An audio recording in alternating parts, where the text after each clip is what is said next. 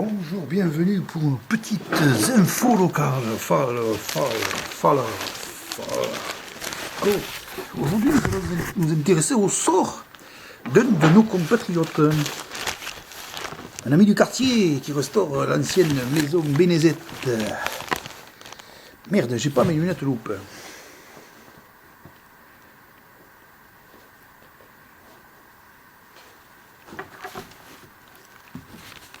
C'est-à-dire que je ne mets pas souvent les lunettes, alors j'y vois pas grand-chose. Tu comprends que je veux dire?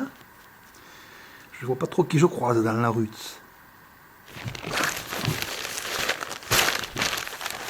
Ça va pas être très joli. Pyrénées-Orientales, Aude, c'est-à-dire qu'on est à la frontière. 17 heures de recherche pour le marcheur perdu.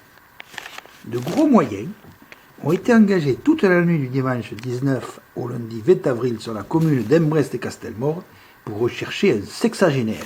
Rien à voir avec du sexe. Dimanche 19 avril 2020, vers 22h, 6 gendarmes du peloton de gendarmerie de haute montagne d'Oceja ont été appelés à intervenir pour rechercher un homme. Donc, c'est-à-dire qu'avec la coupe qu'il avait, on ne savait pas trop ce que c'était. Un homme égaré dans le secteur d'Embrest et Castelmort. Une opération qui a duré toute la nuit, avant que le dispositif ne soit renforcé ce lundi matin par 4 CRS, dont un maître chien et 2 gendarmes de la brigade de Tuchang. Il précise ici qu'ils ne sont pas des PD. Et ne soient même appuyés par la population locale. Un mélange, quelquefois, avec quelques alcooliques. L'hélicoptère de la sécurité civile étant par ailleurs mis en alerte. Originaire de Fraisse-des-Corbières, tiens donc, et âgé de 68 ans, l'homme avait garé sa voiture dimanche à 18h pour aller faire un tour sous la pluie dans un endroit qu'il connaissait très bien.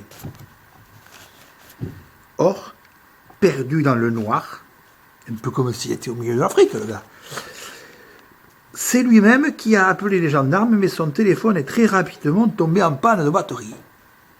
Il était prévoyant, ce monsieur. La Loubière le connaît. Bernard de la Loubière le connaît. Et il connaît à peu près son QI. Alors, les secours qui étaient présents dès le début ont été engagés durant 17 heures. Moi, je l'aime beaucoup, moi. Attention que je ne veux pas croire qu'on me fait de la médisance. Je fais un numéro local. Il va passer une souris pour l'ordinateur, alors que l'anglaise, là, j'ai pu attendre. Durant 17 heures d'affilée, pour une personne qui a considéré que le kilomètre autorisé en ces temps de confinement était faisable autour de son véhicule. C'est-à-dire qu'en fait, tu prends le véhicule, du moment que tu fais 1 kilomètre autour du véhicule, c'est bon.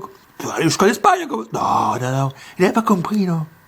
Que c'est à partir de chez soi à pied, parce qu'il y en a qui, je pense qu'il y en a d'autres qui ne comprennent pas trop. Dans le village, là, il y en a qui se promènent avec un ergogonard, avec un fusil à plomb, et qui tirent sur les vitres des caravanes, sur les lampadaires. Là aussi, le confinement, on sent que la première syllabe du mot est bien représentative du coin. Comment ça le fait chier, ça?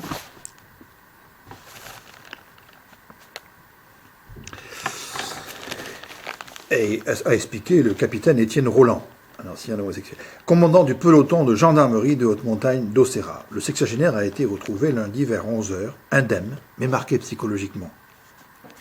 Vous voyez, affaibli et transi de froid par une nuit passée sous la pluie sans matériel adéquat.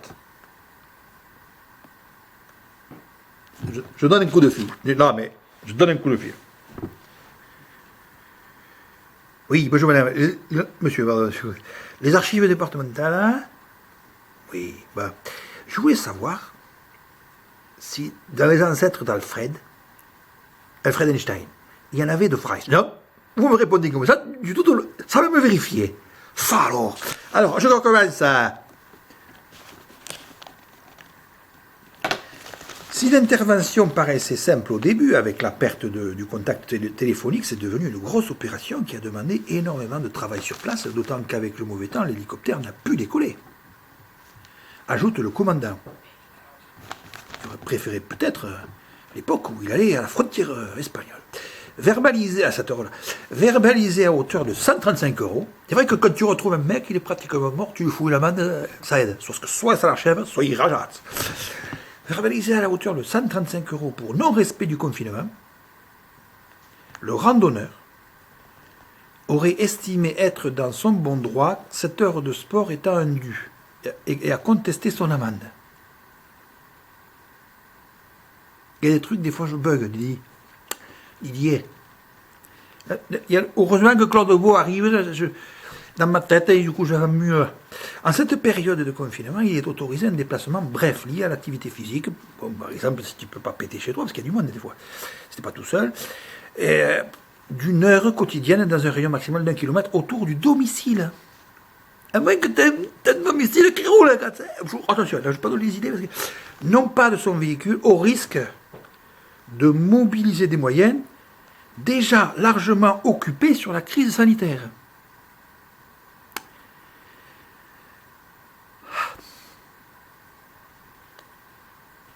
Ah.